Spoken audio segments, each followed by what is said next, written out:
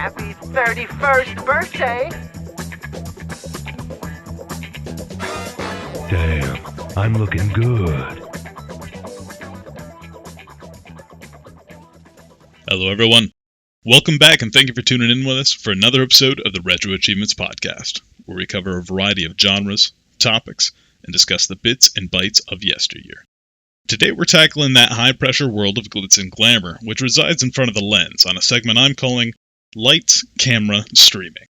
What started as every mother's favorite go-to chide, how we'd never make money playing video games, has morphed over the years into a multi-billion-dollar juggernaut of industry.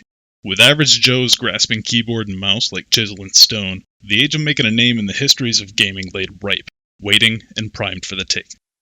There are, however, many who have come and failed before you over the years. To climb this mountain is a challenge that once started can all too easily see you plummeted from with the slightest misstep. For exactly that reason, I have our guest here today to show us those pitfalls and explain firsthand their story. Max, how are you doing? How you doing? What's up, Time Crush? Thanks for having me on. What's up, everybody in RA? Absolutely. How you doing? For sure, man. Glad to have you. Have checked out a handful of your streams here and there. Definitely a big member in the community, running top of the list if I don't have that wrong. Just give us a little bit of a broad perspective, who you are, how you're involved at RA. Tell us a bit about yourself.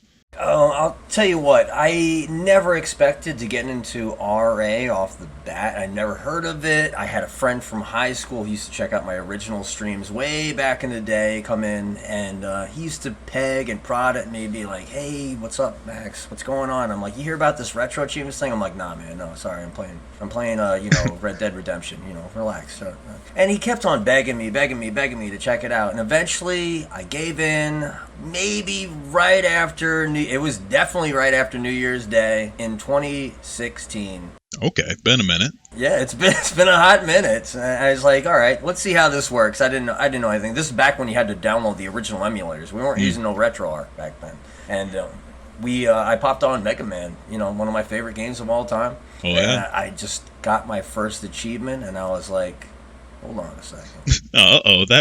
That was dopamine. Yeah, that I feel it in my veins. It's crawling right up my arm. It's hitting the brain stem right in the right spot, and from then on, the rest is history. Well, shit, fantastic. I mean, I'm pretty sure that is a common story for a lot of people that initially come to RA. But as for seeking the top on the leaderboard, there's got to be more to the story behind that. Talk to me there. Come on, what's going on? You're number one. Number one was never the plan. Number one was never the plan, but keep in mind, back in 2016, anybody who's listening right now who still was around back then remembers this as the Wild West of RA. Trust me, this was back with the gunslinging desperados that were just venturing forth into uncharted retro territory on this platform. And, this is back when sets were not announced. There was no Discord. There was, if there was a Discord, I wasn't part of it, I'll tell you that much. But, in 2016, this is back when you would just go every day and see if a new set dropped. You'd have to go through every page. Genesis, Super Nintendo, and then, I remember,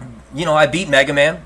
I think the next game I played after that was Kid Dracula on Game Boy. I was playing some fun games, some classics, some good stuff that I remember from my childhood. And I remember after I beat both of those, I quote unquote mastered them, 200%ed back in the day. And I remember I saw that I went from spot number 17,000 to spot number 1,600 or something. I was like, wow, that's quite a jump right there. This is back before, you needed a certain amount of points to be registered because we have such a huge amount of people playing now.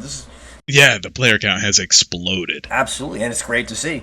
Absolutely, I'm happy to see it, but please go on, yeah. But after I got those two masteries back then, I jumped that far ahead. I was like, you know what? I would love to be in the top 100. That'd be cool. That'd be neat. So I worked. I made the top 100. But, back then, the top 25 were on the front page. And I was like, you know what? I want to see my name on the front page. As soon as you get to Retro Achievements, it was, who was it? It was Fernando was number one. And there's a list of, the Wendigos, the Berserker BRs, the people of yesteryear that were still up there. And I was like, you know what? I want to have my name up there. I finally got the top 25. Then it was the top 10. And I was like, All yo, right. let's go for broke, you know what I mean? Yeah. Let's keep going. And, eventually I was sat at number 3 and 2 for a very, very, very long time. Do you remember who you were neck and neck with back then? I tell you what, I was neck and neck with this guy named Sigma82, I think. Probably same age, because we were born in 82. Sure. He was from France, and I remember that we talked a couple of times on, via message on there. All right. And he was asking me some questions, how to do this, how to do that. He ended up getting unregistered for, Ooh. I'm like, all right, okay, Being a I little get it, too yeah. eager to take top spot, I see. Yes, because as soon as I beat Fernando apparently he wasn't unregistered, but he just stopped playing. So it was just kind of like you're racing to the championship at that point. And I managed to get it right before Sigma just destroyed me. He was like a couple of 1,000 points ahead of me at that point. Oh, man. I just got it, and then he blasted right past me until he became unregistered. That's what I'm saying. It was the Wild West back then. There's a whole bunch of issues that were present back then where somebody could just overtake you, shoot up the leaderboard like in 3 seconds. There's like a little bit more abusable, yeah. A little bit more abusable. Like I said, Wild West. Absolutely. Now, you touched on getting started back on those games. Were you streaming right away, or is that something that came later? I was already streaming, yeah, and I was kind of retro variety. I liked playing the games I enjoyed back then. It was a lot of Mega Man, big Mega Man fan. I think when you stopped in the first time, you were playing some kind of Mega Man hack. Crush. I'm like, all right. This is Time Crush. He does the RA podcast. I'm like, all right, this is probably not a good first impression for him because I'm getting a little heated at the game. You're totally fine. One of my earliest games played was Mega Man 2. I got a hand-me-down NES from a family relative, and that was one of the first games I laid hands on. The first games I got was Castlevania 3, Mega Man 2, and Zelda 1. Oh, wow. Yeah, no, I was gifted, like, here you go. Start at the top of the mountain. Yeah. Baptized by fire. Either way, it was one of those things you were already streaming. I was already streaming, but I was doing a lot of modern stuff. Even back then on Twitch, it was a lot different attitude, more casual, whatnot. But I got into that, and I was like, you know what? Back then, like I said, there was a lot of hearsay. This guy's doing this guy's cheating. So I decided that I would stream almost pretty much everything I was streaming. You know what I mean? Like, I'm not going to stream Mario's Picross. I'm sorry, nobody wants to see that. But I will stream, something that somebody would need proof of seeing, you know what I mean? For sure. The Mega Man hack that you saw, I'm just like, I was sweating bullets. I must have lost 10 pounds on that game. And you pulled off some impressive shit. That soccer boss was no joke. I was like, please, just throw me a bone here, all right? I'm a legit player. All right, so you'd been streaming modern games for a while. You fell right into retro streaming. Did you find your audience adapted well, or was that a struggle to carry them over? Did you get more people viewing? How did that go? I think they mostly were there for the retro. I'd pop in something modern once in a while. I remember I would just throw in, Skyrim once in a blue moon, Oh, yeah. The old, tried and true. Tried and true. I'm like, hey, you want me to blow up this panther? I can blow up this panther. I can blow up this panther if you want me to. Or you just might fly into the sky for no reason. You don't ever know. It's Skyrim. Oh, yeah. No, that's Morrowind, Scroll of Valkyrian Flight. But, all right, so your audience carried over without much issue. Fantastic to hear. I still see you get pretty much a good solid following. Each time you stream it up, you've got regularly scheduled things. You got your Friday night pizza thing going on. You join up with that. The name eludes me. If you could help me, it's a group. You play poker with them every now and then. Aces. Aces is the charity event we do. It stands for Another Charity Event Stupid. But we run. We just started doing on Mondays too. Now we do Monday Night Awe, another wrestling event. All right, hey. But it's fun. So we get everybody involved in the community when we run our charities. We do charity 2 weeks a year, every 6 months, and we run the entire week, pretty much almost nonstop. We got to take a break. At 1 o'clock in the morning. Everybody needs to sleep for work. Yeah, I guess. Yeah, but we run the entire week. We do. I can curse here, right? Oh, we've been cursing the entire fucking time. Oh, okay. We do fuck cancer. We do. Yeah. We do. We just did American Foundation for Suicide Prevention. We hit all the big ones. St. Jude. All right. Toys for Tots. That's a little bit more lighthearted, but very cool. Very cool. Yeah, no, something I've checked out on a handful of different streams, just seeing what they were doing, and by far and large, I think you're the one that has the most variety and forms of good outreach. So it's something positive to see, and definitely part of why you're on today. But yeah, please go on. How did you get involved with those guys? I'm a kind of to myself person. It's funny. A quick story. Hippopotamus Rex, number 2 player. Love the guy. Yes. Great guy. Very respectful. Dude legit is tough as nails and incredibly talented. Seems like a fun fella. We never really talk, it's like we stay in our lanes, like I don't go over there and bother him, he doesn't come over there and bother me, whatnot, but he reached out to me for something on the site, some issue on the site, and I reached back, and it was just a good back and forth. I appreciate him reaching out to me on an issue that's going on RA, cheating and whatnot. Oh yeah. Somebody posted a forum thing, and I'm just like, there's always some kind of drama. There's always some kind of drama, and I'm just like, like what are we gonna do about it? He's like, I agree. What are we gonna do about it? And I'm like, fine. As long as we reach that common ground on that, I'm happy with it. But I'm always available for people to talk to on there. I don't want people to think I'm like, the boogeyman or a robot. I think a lot of people have that impression of me when they come in. They're just like, oh man, this guy must be like a machine. I'm like, no. I'm from Long Island, New York. It's definitely just a normal dude. Yeah, I put red pepper on my pizza. It's cool. No, honestly, I think this will do a good, healthy dollop in dispelling a lot of that. And I agree. Hippopotamus, he seems like a fun dude. Checked in on him, and if he's listening, by all means, I'd be interested in having him on at some point too. I think he has a lot to offer introspective wise.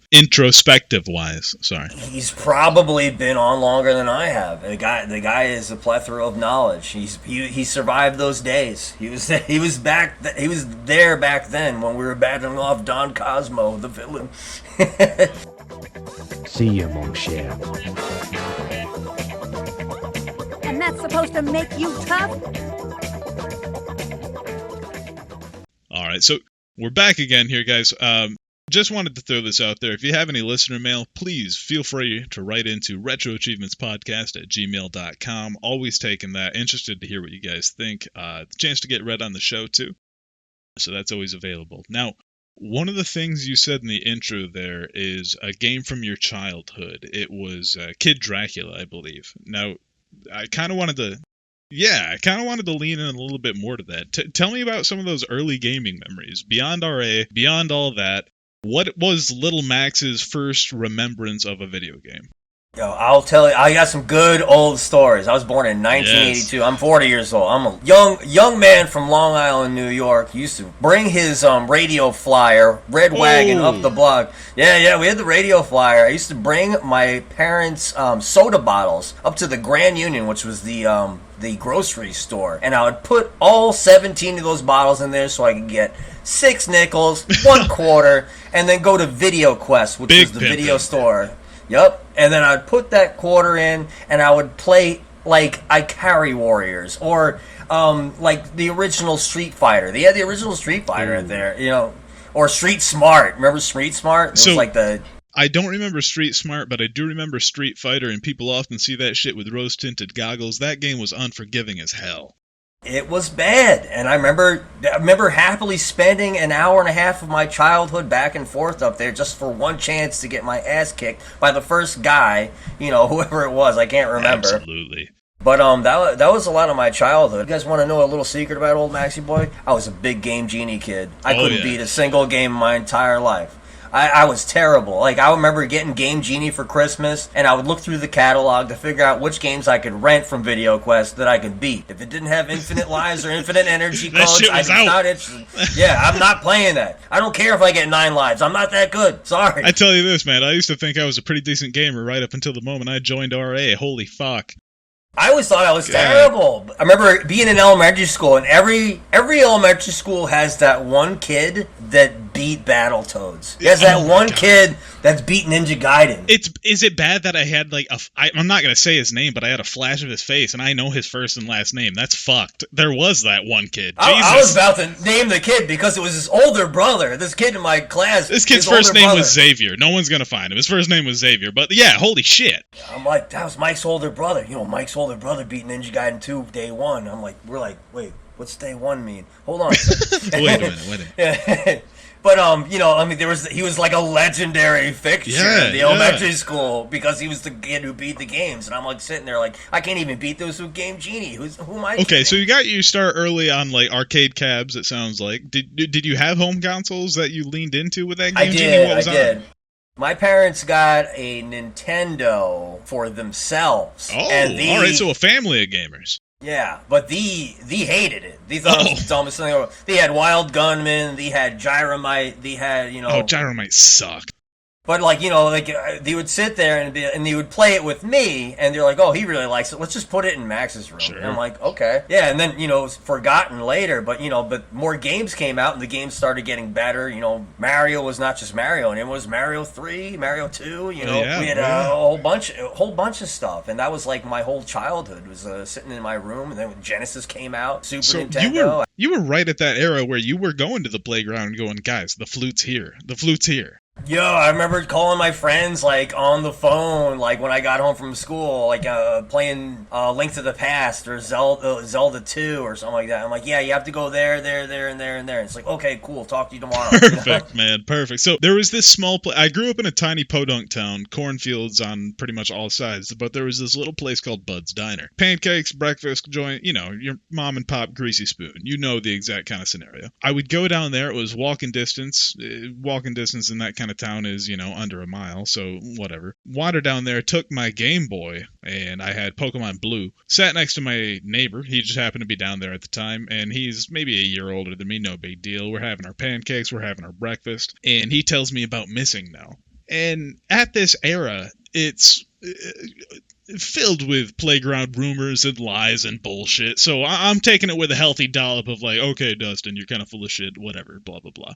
And then he, like, flips around his Game Boy and shows me this goddamn pixel-mashed creature, and I'm like, oh my god, I've got to get to Cinnabar Island right fucking now. So, like, I remember that era, and I struggle to find anything in this modern day that elicits that kind of excitement and discovery in an age where you can info dump a game on pre-release pretty much and have its entire wiki spread out within the first week. Yo, Tears of the Kingdom's already out. Let's face it. Come on. Right. Yes. Yeah. It's just, God, it's one of those things where it's hard to get that sense of discovery. Do you agree? Do you find there's still places to get that? What do you think? If there is, I would love to know. But like, we went back to the arcade thing and stuff like that. I'm telling you, right after as soon as I could ride a bike, we were going up to the arcade at the Broadway Mall. Used to be known as the Mid-Island Plaza in Hicksville, New York. Yes, I'm from Hicksville, New York. That's what it's called. Wait, that's real? That's real. Oh God. Yeah. Billy Joel's from there, but he won't say it. He'll always say he's from Oyster Bay. He doesn't he's like too the good name. for Hicksville. He's too good for that, yeah. But I remember riding my bike up to the Mid-Island Plaza, the Broadway Mall, and I remember they had a food court there, and it failed. I don't know how a food court failed. No shit, people eat. But it had. I remember it was like one of this big square room, and like the outer perimeters, all the food, McDonald's and Burger King and whatnot, and the middle part, the food court, was a raised platform. And once the food court failed, they turned it into an arcade. Oh my God. And it was just, the raised platform was like where tournaments were held. Yeah, that's King of the Hill type shit. Yeah, you go there and like you were on the platform to make your name at that point. It was fun. Like going there, playing Virtual Fighter 2, X-Men vs Street Fighter. I remember there was this game called War that was like 3 players, and it would save your data if you remembered your name, your password. It was cool. It was like a shooting game. They had Dark Stalkers too. Any fighting game you wanted, it was that kind of thing. They had all those sit down Jurassic Park, shoot the dinosaur in the face things, whatnot. But the arcade, that was exhilaration when you go there. You go there with your friends on a Friday night after school, and you all got $10 worth of quarters in your pockets. Oh man, there's nothing like that no more. I definitely have a lot of memories of going out with my buds, but even before that, I remember a memory that sticks out to me. One of the greatest ones is actually with my father. We went out to this little arcade called Just for Fun. I'm from Michigan. It's like fate came down and smacked this shit. Sometimes life is a goddamn movie, because I tell you, the arcade was called Just for Fun. It is now the exact opposite. Do you know what kind of business now sits in that place? Take a guess. H&R Block. I don't. A DMV. Oh, wow. The opposite of fun. Like, it couldn't be farther from fun. But yeah. Oh, that's gotta kill you. That's gotta kill you. Oh, it hurts my child soul. heart. It hurts. Yeah, but one of my best memories was going in there, and we just decided, I don't know why, it was one of those kind of days where we're like, we're beating Carnival. It was one of those on-the-rail shooters. Kind of, yep. Oh yeah, House of the Dead type spin-off type thing. And we just decided, I don't care how many tokens it takes, we're beating Carnival. And we stood there and beat the damn game and fucking cheered, and my dad acted like a kid again. It went down as one of the best memories I have of the arcade. And I feel like, again, I'm not trying to bring the party down, but damn, where did those days go? I just feel like it's something that if you explained it to a child today, they'd be like, "What? That sounds dumb." Yeah. I'm like, "No, you don't understand." It's like you were cheering with your parent in there, and it's like, well, yeah, but also fuck off. I tell you what, before that, the Mid-Island Plaza also had a different arcade, and like it was called the Game Room. Believe it or not, it was called the Game Room, but it was actually inside of it was like apparently a store before that. Right. But he turned out all the lights, and it was an arcade. Very Remember cool. going there with my dad, and he's like, "Yo, just stay close to me. I All don't right. like this guy with the tickets." Oh yeah. It was one of those. There's always kind of the creepy 80s dudes things. fishing around. Yeah, it was definitely that kind of place. But I remember on my birthday, it was tradition. Like I would have 3 of my friends come over, we'd have a sleepover, 7, 8, 9 or whatever, and we'd all go there, we'd all get $10 worth of tokens, and we'd all play 4-player Ninja Turtles. Yes! Oh my God. It was the best. We had a Ninja Turtles cab at the local skating rink, and it was always a challenge to be like, all right, I want to skate, but also I'm going to probably break an ankle standing at the arcade cabinet playing Donatello. I have to do this. Great times. So you mentioned your parents kind of dabbled in gaming, but they lost interest in it. You obviously carried on. Did you encourage them to like get you an N64 after the NES, a PlayStation? Like how did that keep going? Were they still interested?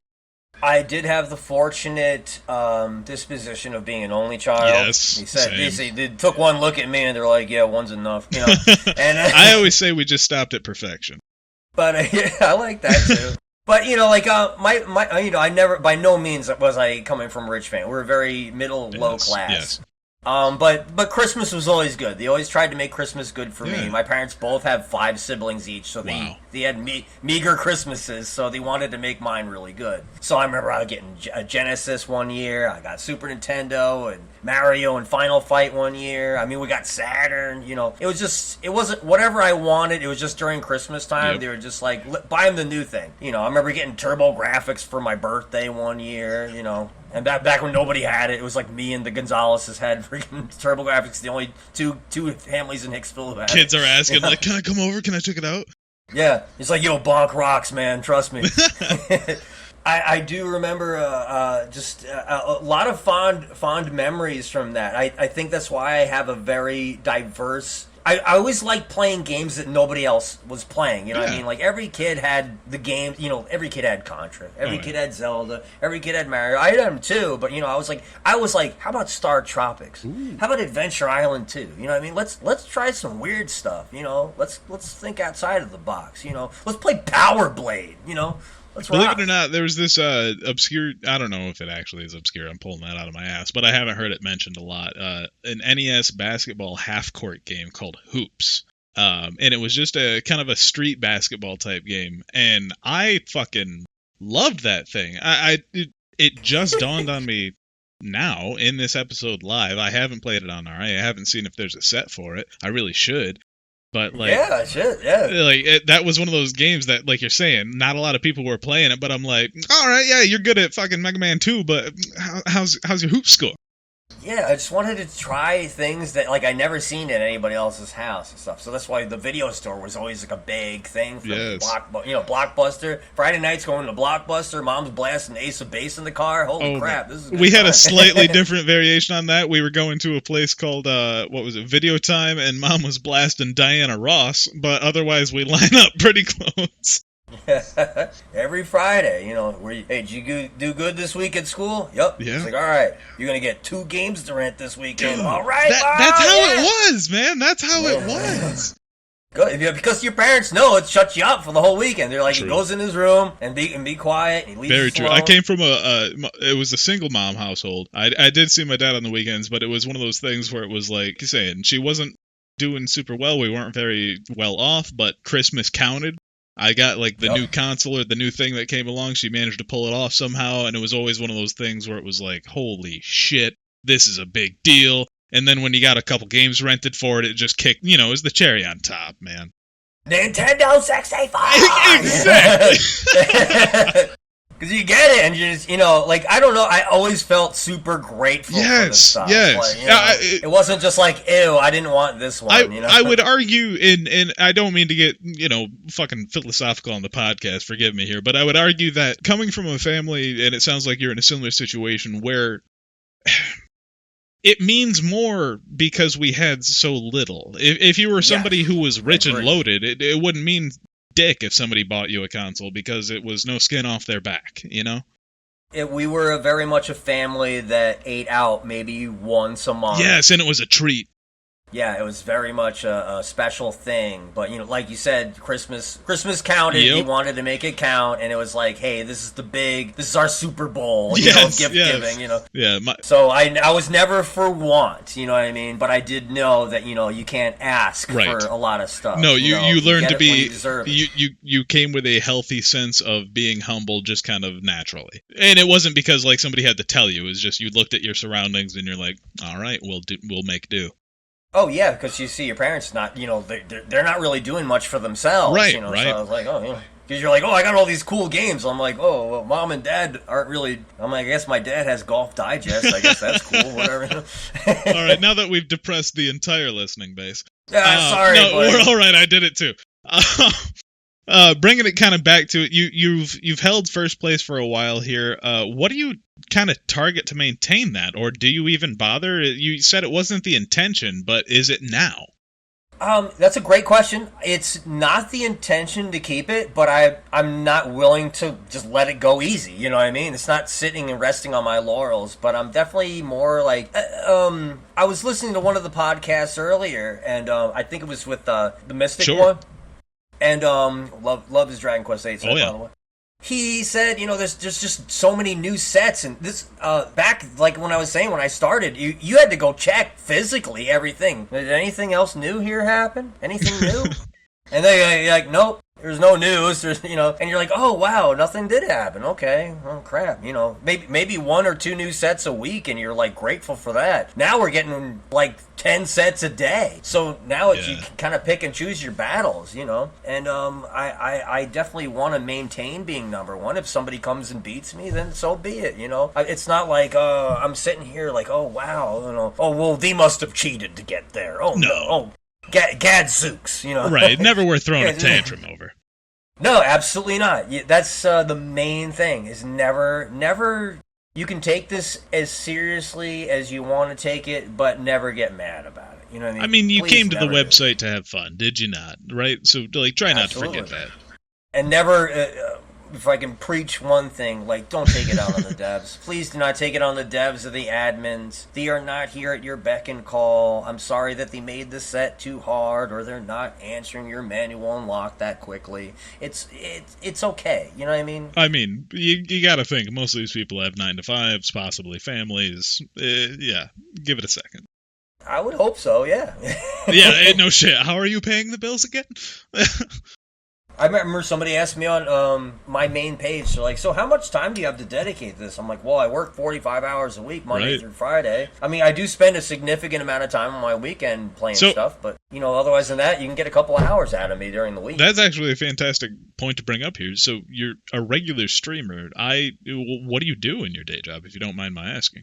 I'm a logistics warehouse manager for an ergonomic computer mouse company. All right, no, that it sounds complicated, but it's not that bad. All right, you just kind of manage shipping and receiving for the most part of like a giant warehouse.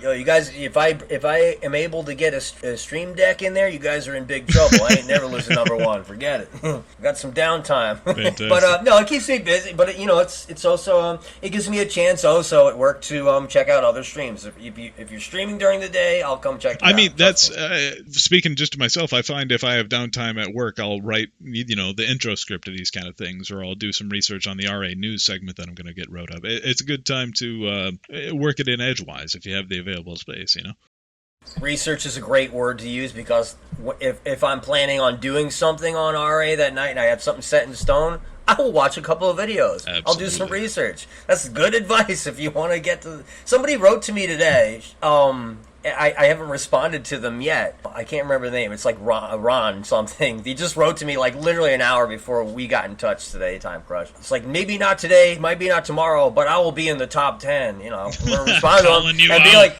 I'll be like, hey man, yo, come meet me. Hey, I'll be here. Yeah, Max will see you at the top, man. He's ready. I'll see you at the top. I'm ready. Come on.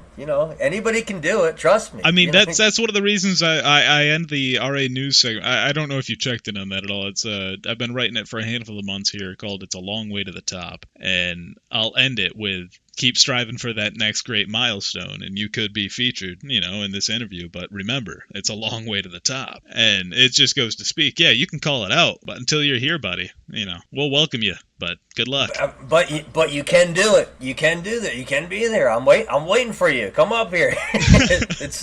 It's a friendly competition. That's what it always should be. It's a friendly competition. You know what I mean? I'm not like one thing I always say on my channel is, hey, when somebody comes in, they're like, hey, you're so amazing. You do this and that. I'm like, look, man, it's been a long day at work. I'm like, look, I'm not saving babies out of a burning building. I'm not curing cancer. We're playing some video games, bud. I'm playing video games, sometimes very poorly, by the way.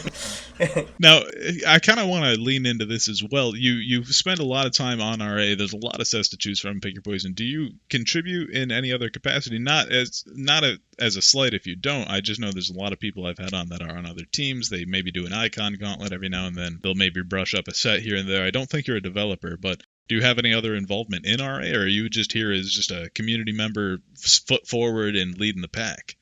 I would love to do more. I'm just a community member right now. I definitely have always have insight. A lot of people that I talk to, the devs or admins that drop in on my site, I'm always willing to give constructive criticism. Never bad stuff either. You know what I mean? Sure, I'm just sure. like, keep at it. You guys are doing a great job. And it's more of what do I know about it? You know what I mean? I'm not a dev. You know what I mean? Right. I can read binary. That's it. Once you're like, oh, we're doing a PlayStation 2 set. I'm like, okay, I'll back up. I don't know what the hell's going on. I'll be over here when it's released. It's like, oh, hexadecimal stuff. You understand that, right? It's like very common. I'm like, I really don't, man. I know 0, 1, 1, 0, 1. And I think that's 4. Bit on, bit off. Am I good yet? But I definitely love hearing about that stuff. When Suspect comes into my channel and he says, "Hey Max, remember we talked about the Secret of Mana rare drop subset that we were talking about?" He's like, "Yeah, I got it approved and we're gonna make it." And I have somebody doing all the beautiful artwork for it. And I look at it, I'm like, wow. I'm like, that's awesome. I'm like, like something like somebody would be like, why would I'm not more of a why would anybody want to do that? It's more of like, hey, somebody would want to do that. That's fun. You know what I mean? I sat down with Suspect and Galloway's and had a fantastic 3-hour conversation, but unfortunately the audio glitched out on one of our recordings and we weren't able to. Oh, we can beat it. Yo, we can go all night. TC, I got the time. No, but I just wanted to emphasize that you are on the money with, like, some of these developers have brains to pick until the cows come home, man. Ideas, concepts. It really seems like their tool set is the limit, and as the tools have improved, so have the sets. You only hope to see that continue. That trend would keep the line. I'm a big fan of subsets. This new trend, big fan of subsets because hey, I beat Final Fantasy VI or Chrono Trigger, one of my favorite games, and then somebody's like, hey, how about a low level run? Do you want a little more? And I'm like, oh, yo, that's what it is. It's another thing is the contention of revisions. Yeah. Some people are unhappy about revisions. Yeah. And I'm like, I can understand that to a degree, but I'm like, oh man, oh no, I have to play Final Fantasy IX again. Oh no, at the same time, if it does something for the set, though, come on. Absolutely. If it improves the set as a whole, you need to kind of embrace it. And I understand the frustration. I do. 1,000% embrace it. I'm all Resident dude. I love anybody is free to look at my profile page. You'll see I don't have shit for masteries. It's one of those things. If you hadn't mastered previously, a revision comes along and bumps it off your chart. Look at the achievement. Don't try to see it from the point of I had this previously and I have to re-earn it. Try to see it as, does this add to the set? Is this something that benefits playing the game from fresh eyes? you're coming in a little bit biased having already mastered it. And I understand it's difficult to sit down and do a game you already did, especially, I know, use Final Fantasy as an example, and goddamn, what a long RPG. And you're going to have to do it again, I'm sorry. But does it make the set better as a whole? This is an ongoing community project. This is not a final set in stone form, folks. Like, that's just kind of how the cookie crumbles. I don't want to spoil anything, but let's say that you didn't know in Final Fantasy VI. You're familiar with Final Fantasy VI? Lightly. Let's say you didn't know that you could save Shadow at the end of the first half of the game. You didn't know that. I didn't. You know? I legitimately didn't. And I'm sorry. Oh, fuck. Okay. But if you didn't know that, and you didn't put an achievement in there for that, then you're kind of missing out on, like, you know, a different way to play the entire 50% of the game. Oh, It's contextually important. No, I haven't played actually a lot of the Final Fantasies, but that is a perfect example. You have a party member that would be eliminated that you can now recruit, and it completely adjusts the battle dynamic for the rest of the game. Sorry for spoilers. Oh, man. No, you're good. You're good. It's just, what does it add to this set? And it's justification or not. But sometimes, you know, that's why I think subsets are harmless. Because they're separate from the base core set. It's like the first one I think I ever seen was the subset for Earthbound. Mm-hmm. Big Earthbound fan. And it was rare drops from that. I managed to get in there and do that. It was tedious. Not fun at times, but, you know, I was like, you know what? I'm committed to this. I want to do this. I would like to get this little extra Earthbound badge. You know why? Half of it's because I love Earthbound. I just want to play it again.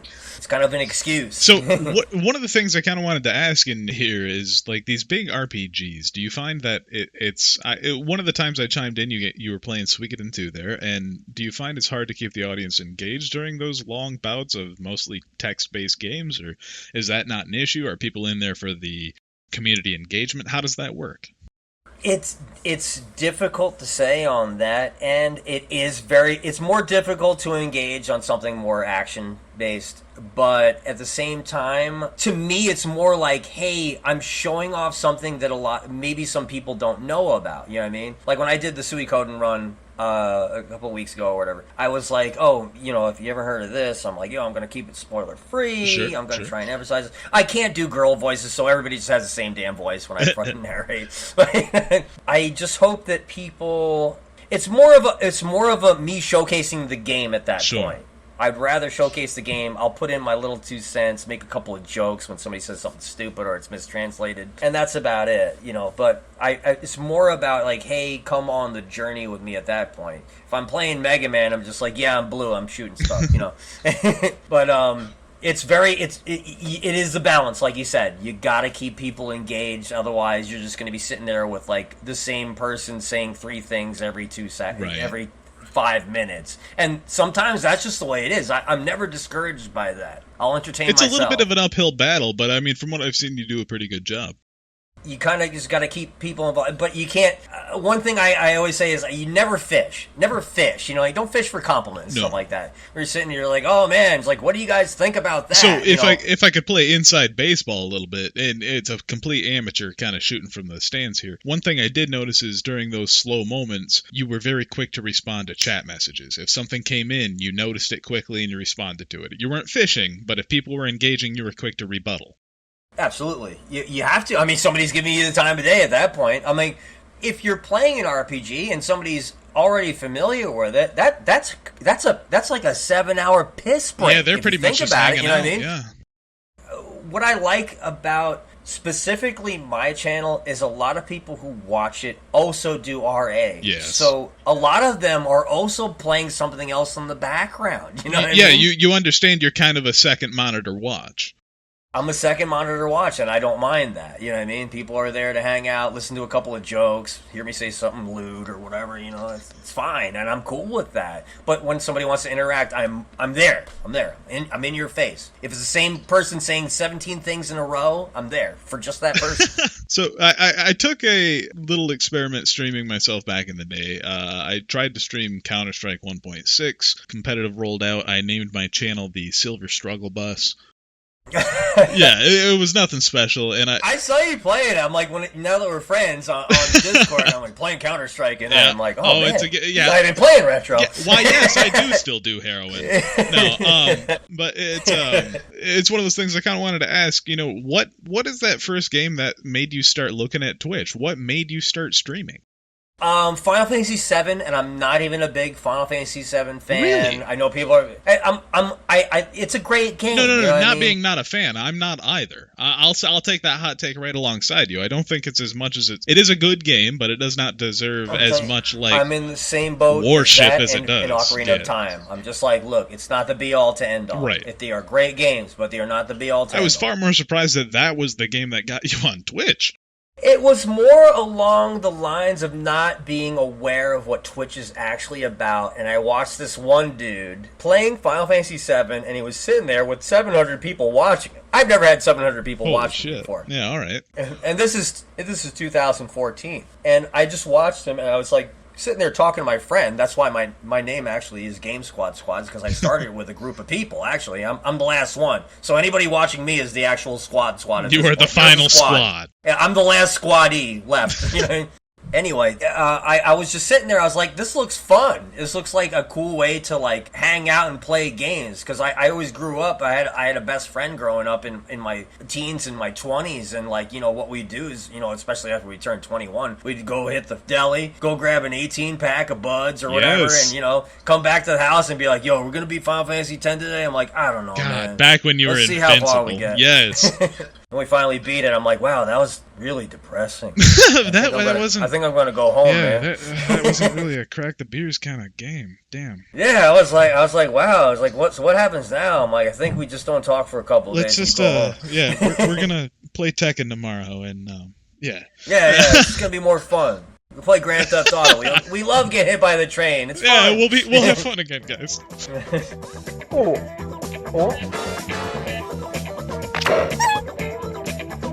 That's so wonderful.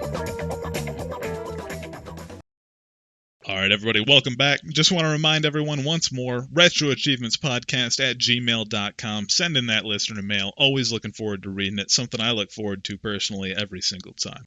Back with Max, we got a great overview of his time at RA, how he got involved in streaming, how his family started on Nintendo but just weren't up to cut it. Spent a lot of time at the arcade having a great time, but I want to pick his brain a little bit and see if he really knows his streaming knowledge. Got a couple of trivia questions here for you, bud. How do you feel about it? Yeah, I feel good. I'm feeling zesty. You know. Feeling zesty. All right. What do you got? Hit me with it. All right, let's start out with number one here. Can you give me the first game streamed ever? I'll dial it in a little bit for you here. Okay, yeah. First streamed to an audience. This doesn't necessarily mean it's on a computer. This doesn't necessarily mean it's over the internet. It is to an audience. The first game streamed. I'm gonna go with Pong. No, that is no. All right. We'll dial it in. Let's try to give you a little bit of a broader one. What console could it have been on? Because it was on a console. I'm gonna go with Nintendo.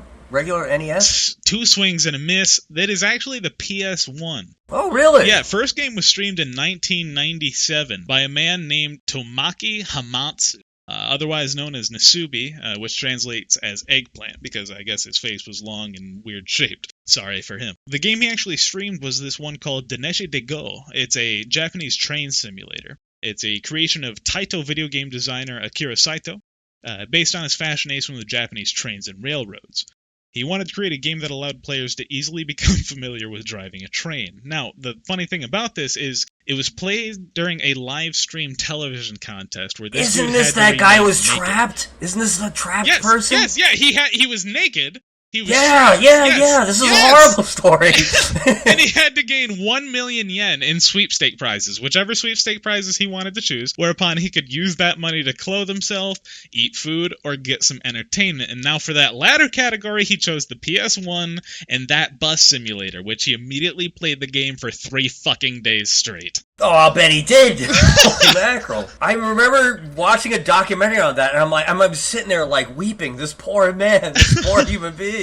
But yes, I should have remembered that tidbit of information. He did say, technically, this is the first streamed game ever. Yeah, it's seriously only because it possessed him to play it for 3 days. After that, he hung it up and he's like, I can't do this anymore. It's distracting me from my goals. Oh, man. So I got a couple more of these lined up just to test your streamer knowledge on here. Do you have any esoteric things of, streamer knowledge of your own that you kind of want to bring out? You want to flex on? Any tidbits that you have or history you've come across? The first test stream I ever did was Tecmo Super Bowl. Oh! Never actually played the game. I just wanted to see if it would work and record. All right. Never actually played Tecmo Super Bowl before. It just happened to be the game in Nintendo. I used to have a whatever we hooked it up with. What are those things? The coaxial cables? An Elgato thing or something like that. Oh, the old Elgato. Gotcha. Dang. All right. So that was an early one on you. All right. Let's move into question number 2. Yep. Pulling in over 1.1 million individual visitors. This unique streamer, who started in February 2014, enraptured audience without saying a single word, and keeping their entire unclothed body on camera the whole time. It's not Amaranth. Ban! Unclothed. Oh, wow. That I don't know. That's bizarre. Okay. Unique streamer without saying a single word. Wow. No, that's very impressive. I don't know. Is it a male or female? I don't know. Oh. All right, then I absolutely don't know. That's kind of a hint if you think about it. Really dial it back. Think outside of the box here. I want you to kind of rein this one in. It's not the obvious. I wrote this question in that way for a reason. To throw you. Oh my god. It's definitely some kind of inanimate object or a virtual thing. I don't know. I'm not sure. I give up. It was a beta fish for Twitch Plays Pokemon. And it was naked? I mean, does a fish wear clothes? No, it wasn't. No, and it didn't say anything either. Nope. So, yeah, at 1.1 million individual visitors, that they did pull in a record there for Twitch Plays Pokemon. I'm bringing in Game Genie again, man. I'm not good at this. I need to cheat this trivia, man. I need to cheat this. I need 9 lives, infinite energy. All right, so now, do you just taking a shot in the dark? You are familiar with Twitch Plays Pokemon, I assume. Yes. That's when the people say in chat what to do next, correct? Correct. So there was also a period where a beta fish was playing the game. I did not know. I honestly did not know that. I thought it was going to be something like a virtual reality streamer, like a fake, but it would be like SpongeBob without pants on or something like that. Something without nudity. No, they had this grid set up with all the input button commands. Arrow directionals and A and B, start, select, and then wherever the fish swam in front of that grid, the camera would register and submit that input. Oh, that's clever. I like that. Now, going back to the original Twitch Plays Pokemon, you are familiar with that one, where it was the people submitting the commands. Do you have any idea where the creator got his inspiration of that automated gameplay from? It was another, not Twitch channel, but it eventually has its own URL, and its URL is the name of its thing. Any guesses? Yo, ask Jeeves. I know, yeah, it's a little out there. Salty Bet. Are you familiar with Salty Bet? I am not, no. Okay, yeah, so I'm getting educated today, baby. Yeah, Salty Bet is actually something I'm very happy with. It's this Mugen. Are you familiar with the Mugen Fighter client? Yeah, I am familiar with Mugen. I know what that is. So imagine that injected with all the fucking characters you could imagine, all the stages, all the whatever. But 2 CPUs play each of the characters to the best of their ability, and then everybody who's watching bets on the fucking fight. I like that. Yeah, so it's a completely automated process, and the guy who made Twitch Plays Pokemon ended up getting his inspiration from Salty Bet to create that. It ended up taking the world record for most participants of a single-player online video game in Guinness. Wow. Yeah, right? For a bonus point, can you name me the nickname and Pokemon of anybody in the party who made it to the Hall of Fame? It's a Pidgey named Joshua. I don't know. Damn it. There is a Pidgeot named Bird Jesus. That's still biblical. Yeshua. Close. Yeshua. How about a point? A quarter point. Half point awarded. Yeah, you had a Zapdos, a Lapras, a Venomoth, a Pidgeot, and a Nidoking with an Omastar known as Lord Helix. Funny tidbit on that, as of January of this year, the Church of Helix has been officially entered into the International Registry of Religious Practices and Rites and can now receive tax-deductible write-offs for any and all donations. Well, they need to start playing that game again real soon. Maybe give that money to charity. I That'd be smell nice loopholes. All right, and one final question here for you. This one, I don't have high hopes with the other two. Goddamn. I hope I get this one. Who has the longest single uninterrupted broadcast by an individual? Or how long is it? I just read this the other day. I'm in your walls. How long did he run for? Like a week, right? Or something? Or 2 weeks? Try again, bud. More? A crazy amount more.